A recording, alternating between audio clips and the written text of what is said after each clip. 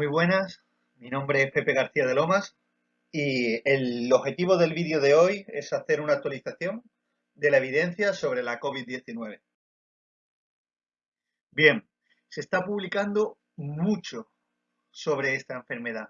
Lo único que crece más rápido que los casos es la cantidad de literatura que hay. Los datos de PubMed los podemos ver a la izquierda y están sesgados porque solo están actualizados a día 16 de abril. Las publicaciones cuando acabe el mes de abril probablemente sean mucho mayores. Se han publicado más en los primeros meses de la enfermedad por coronavirus que en los 6 primeros años de enfermedad por VIH. Sin embargo, hay que ver qué es lo que se publica. La mayoría de los artículos publicados, por ejemplo, en la red de revistas JAMA, son artículos de opinión y muy pocos son artículos de investigación. Los clínicos que nos enfrentamos a la enfermedad por coronavirus nos movemos en una línea que se mueve entre la impaciencia, entre la urgencia de necesitar tratar a nuestros pacientes y la responsabilidad de querer hacerlo desde una medicina basada en la evidencia sin dañar a estos pacientes y con fármacos que sean lo más efectivos posibles. Y es que es fácil confundirse con esta enfermedad, porque la mortalidad en rasgos generales es baja, menor del 10%, y los pacientes, por norma general, van bien. Y en este caso se pueden dar sesgos de observación. Cuando el paciente va bien, cuando el paciente está teniendo una evolución positiva, es porque me responde y es gracias al tratamiento que he puesto. Sin embargo, el paciente que va mal lo atribuyo a causa de la enfermedad y no de los tratamientos que estamos poniendo. Bien, el índice que vamos a seguir está dividido en 4 partes. Una primera parte donde hablaremos de epidemiología, transmisión y protección del personal sanitario. Segundo, aspectos diagnósticos, aspectos clínicos y aspectos farmacológicos. Esta enfermedad por coronavirus ha saturado la mayoría de sistemas sanitarios, tanto públicos como no públicos, y nos ha hecho plantearnos cosas que antes parecían impensables. En este artículo del British Medical Journal se llega a decir que quizás no sea lo mejor iniciar maniobras de resucitación a pacientes con enfermedad por COVID-19, dado la baja probabilidad de que los pacientes sobrevivan a las maniobras de resucitación y la comorbilidad que van a tener después y el riesgo que supone para el clínico que está haciendo las maniobras de resucitación.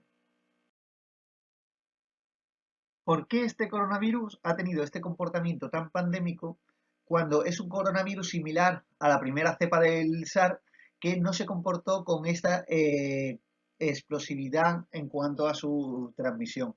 Una de las primeras hipótesis que se manejó fue que el SARS-CoV-2 durara más en aerosoles, durara más en superficie y por lo tanto fuera más transmisible. Bien, en este artículo publicado en el New England se ve que la duración que tiene el SARS-CoV-2 tanto en aerosoles como es sobre los distintos materiales una vez se deposita el aerosol es muy similar al SARS-CoV-1. Entonces la transmisibilidad mayor que tiene este virus no se debe solo o no se está justificada por condiciones propias de la supervivencia del virus. Una de las hipótesis que se plantean es que se pueda deber a los casos asintomáticos. Los casos asintomáticos han sido señalados como uno de los grandes responsables de la transmisión de la enfermedad por coronavirus. En China, a mediados de febrero, se estimó por modelos bayesianos que el 80% de los infectados por el virus eran portadores asintomáticos. Posteriormente se comprobó en estudios del CDC chino, mediante estudios de prevalencia, que este dato era bastante acertado, que el dato real en estos estudios de prevalencia era del 78%. En un trabajo que hicieron en un hospital de Nueva York, donde se le hacía PCR para coronavirus a todas las mujeres que llegaban con trabajo de parto, se vio que un 15,4% de las pacientes tenían positivo para el virus, pero solo un 1,9% de los casos presentaban síntomas. Esto luego ha sido muy discutido con otros trabajos que han sido publicados de prevalencia, sobre todo en Italia, donde parece que no son números tan grandes los casos asintomáticos. Bien, ¿y a qué se debe esta transmisibilidad? tan grande, sobre todo a los aerosoles y a la capacidad que tiene este virus para transmitirse en los aerosoles y una vez estos aerosoles se depositan en la superficie. En un hospital de Wuhan tomaron muestras de múltiples superficies del hospital y se veía que había más número de muestras positivas en las superficies de la UCI que en las superficies del resto de la planta que trataban a pacientes con coronavirus. Especialmente llamativo la gran cantidad de suelas de zapatos de los clínicos, tanto de UCI como de fuera de UCI, que tenían restos de coronavirus, que tenían coronavirus en los zapatos. La mitad de la suela de los zapatos de los clínicos eran positivas. Se consiguió aislar coronavirus en muestras tomadas de los ratones del ordenador, de los teclados del ordenador, de material médico, de las papeleras y basuras, de las barandillas de las camas de los pacientes y de los pomos. Y estas muestras dependían mucho de cómo estaba distribuida la toma de aire dentro de la habitación, siendo mayores en la zona más cercana a donde se encontraba el paciente. Hay que tener también cuidado con quién convivimos. En los animales domésticos también se ha aislado el coronavirus. Se ha visto que el coronavirus puede infectar a gatos, sin embargo, en los perros a día de hoy parece que no. Sin embargo, estos gatos infectados son todos gatos asintomáticos y la carga viral es baja.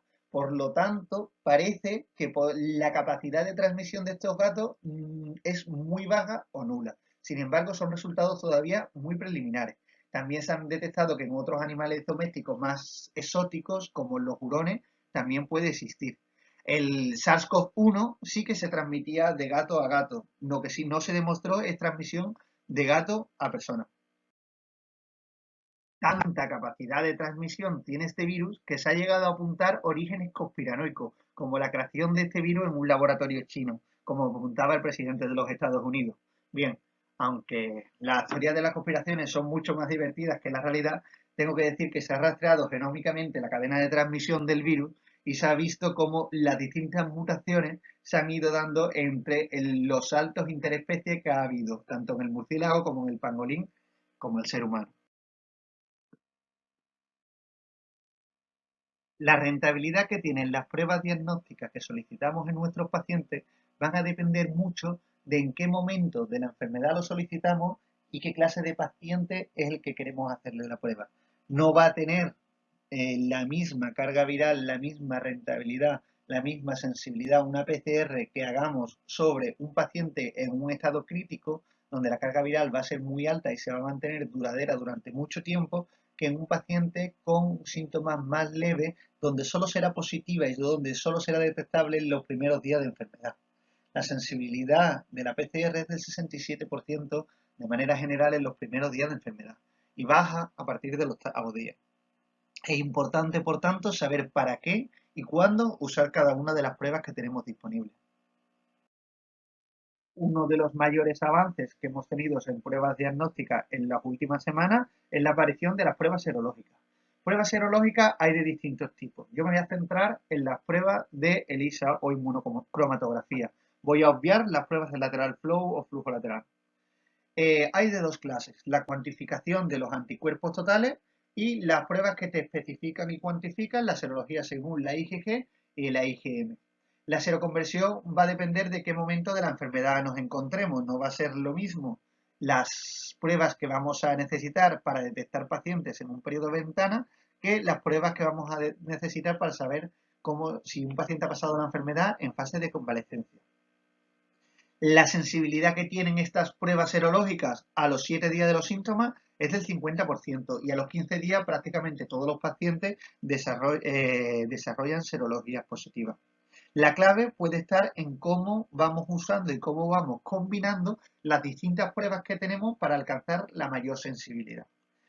Como hemos dicho, no va a ser lo mismo para lo que usemos unas pruebas o otras. Por ejemplo, si queremos usar pruebas serológicas para hacer un cribado poblacional para ver qué pacientes tienen la enfermedad y qué pacientes no tienen la enfermedad, nos vamos a encontrar con un gran número de falsos negativos. Sin embargo, si lo que queremos es ver en un paciente sintomático tiene la enfermedad o no tiene la enfermedad, la prueba que tendremos que usar probablemente será la PCR. Si lo que queremos ver es si ha habido una seroconversión o un aclaramiento viral y saber si la población está inmunizada, pues para un cribado epidemiológico las pruebas serológicas sí estarían adecuadas. En este artículo publicado en el Clinical Infectious Disease, ven como la PCR y la sensibilidad de la PCR va cayendo conforme pasan los días desde el inicio de los síntomas. Sin embargo, por otro lado, la sensibilidad de serología va subiendo conforme pasan los días.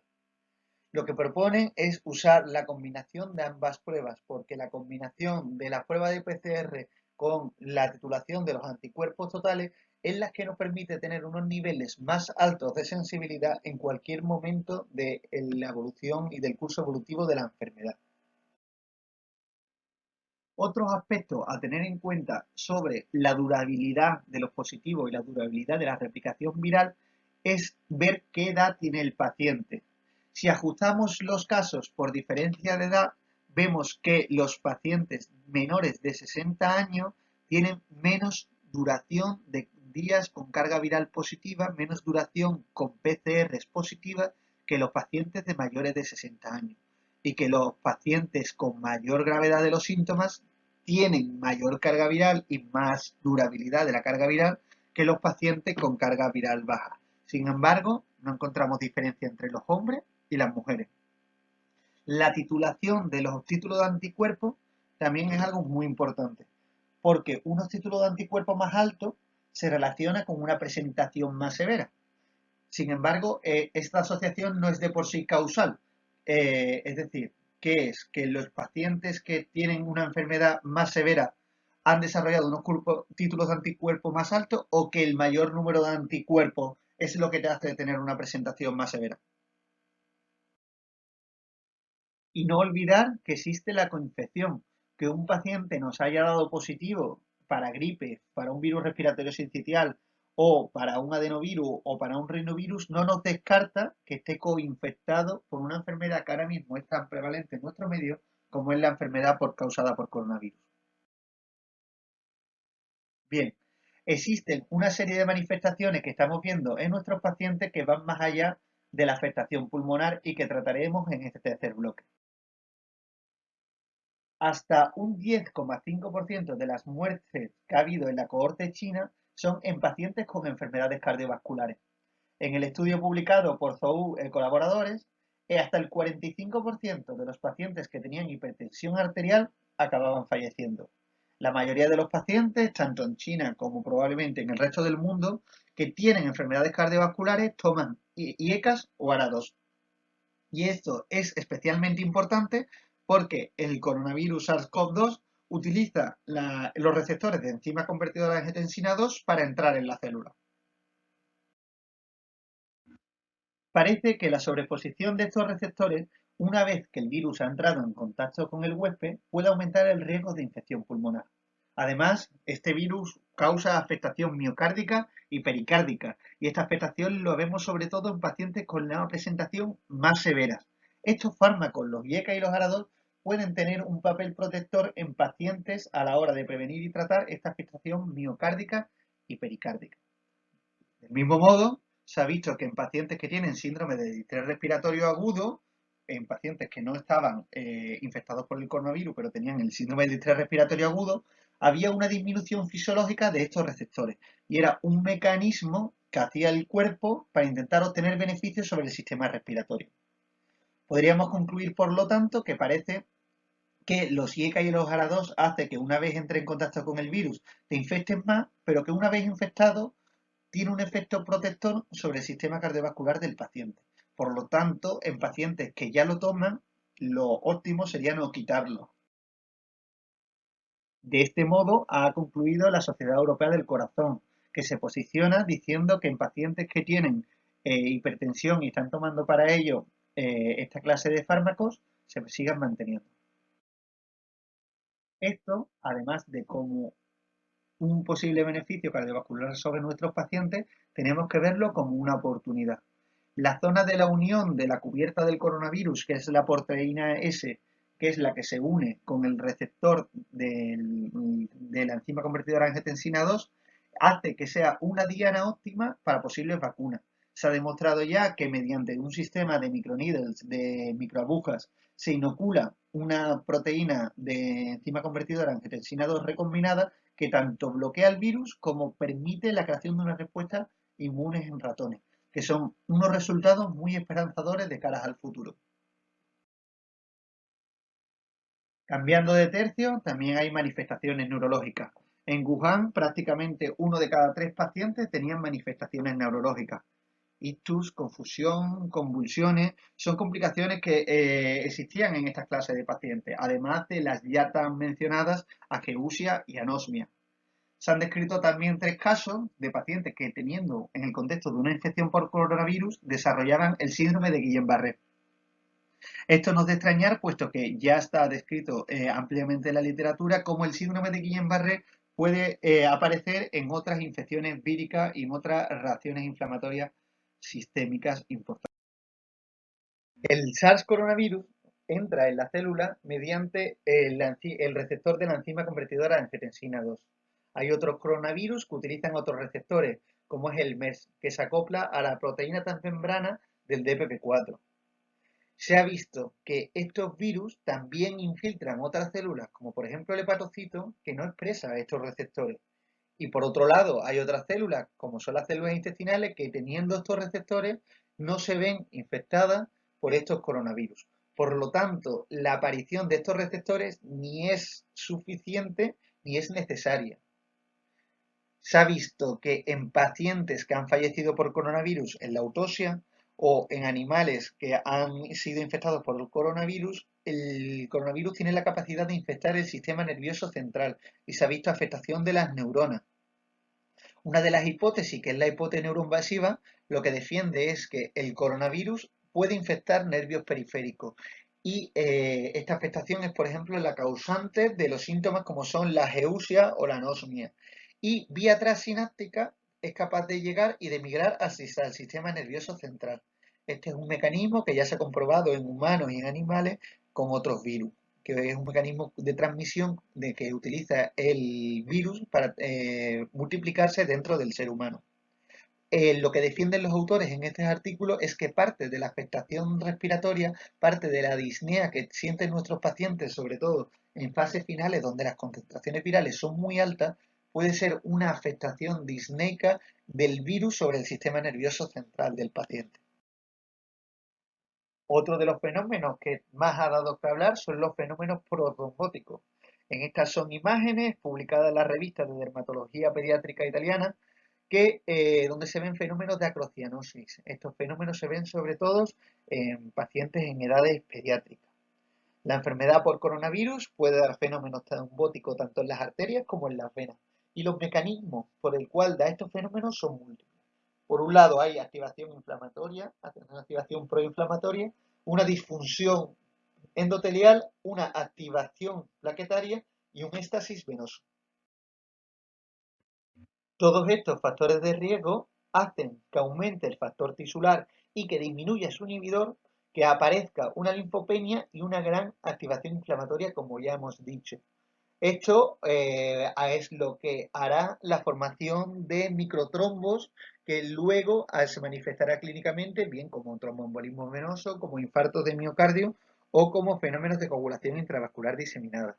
La manera de detectarlo y la manera de monitorizarlo es mediante alteraciones de la coagulación, un aumento del dímero D o una disminución del número de plaquetas en la analítica que nos haga sospechar esta coagulación intravascular diseminada. Se ha visto que el tratamiento con heparina puede ser beneficioso en estos pacientes.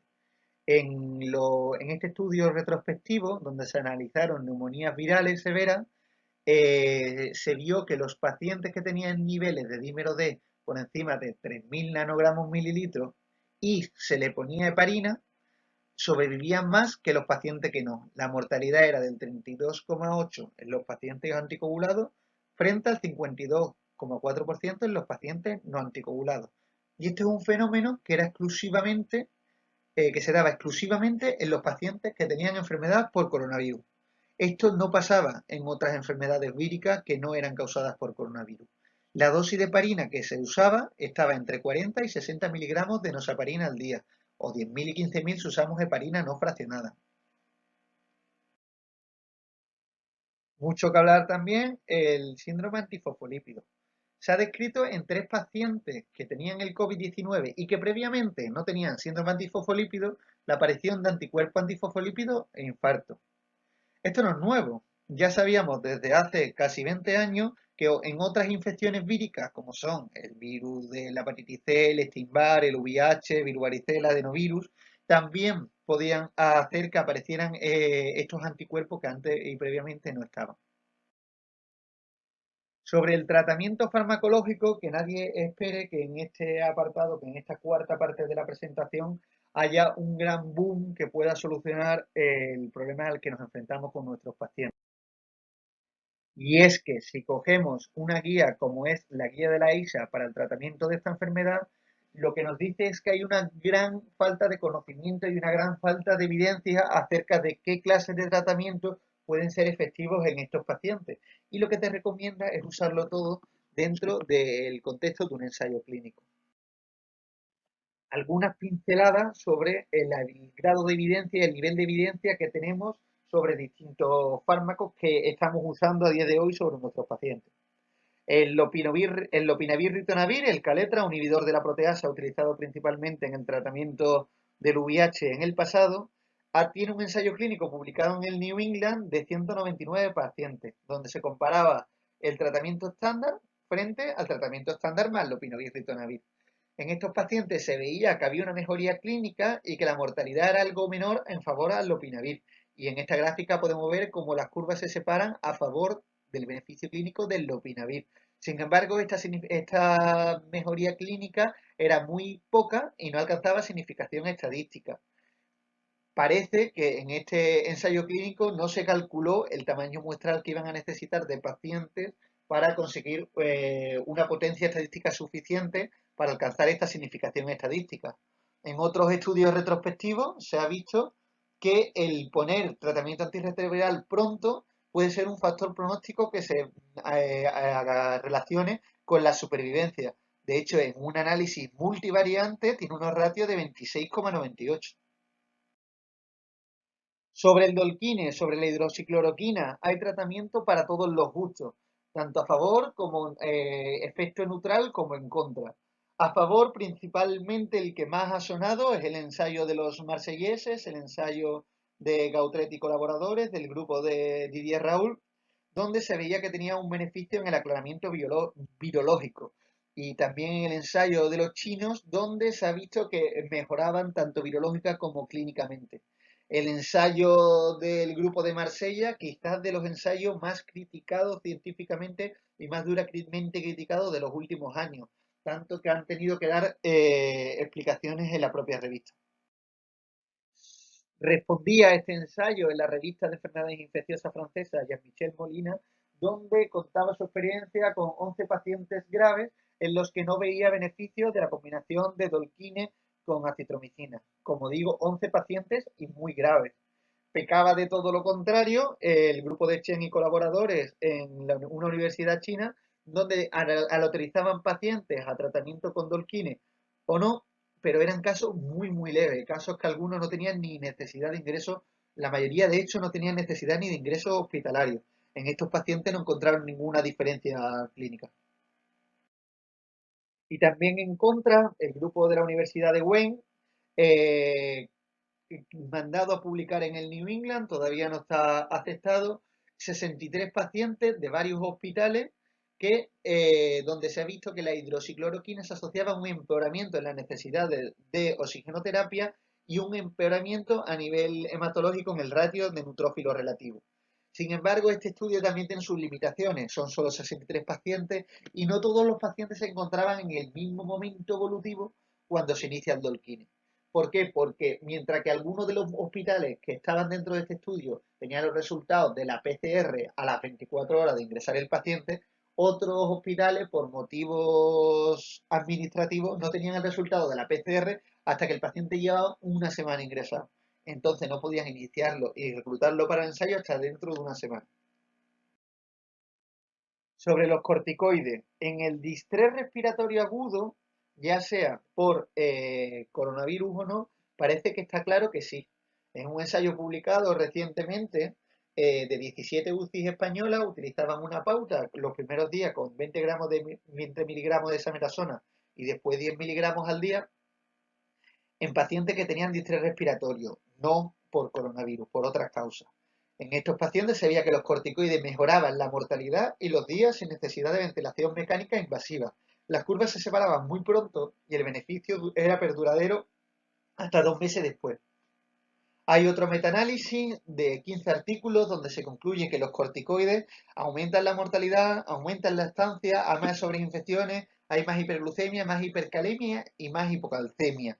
Sin embargo, con los metaanálisis hay que ser muy cuidadosos, porque como dice el algoritmo, garbage in, garbage out. Si tú los artículos que metes en este metaanálisis son muy distintos, mezcla, como se suele decir, churras con merinas y dosis de corticoides muy dispares. Dosis de corticoides desde bolos de 1 gramo a corticoides a dosis baja. Estas conclusiones me parecen un tanto precipitadas en sacarlas de este metaanálisis.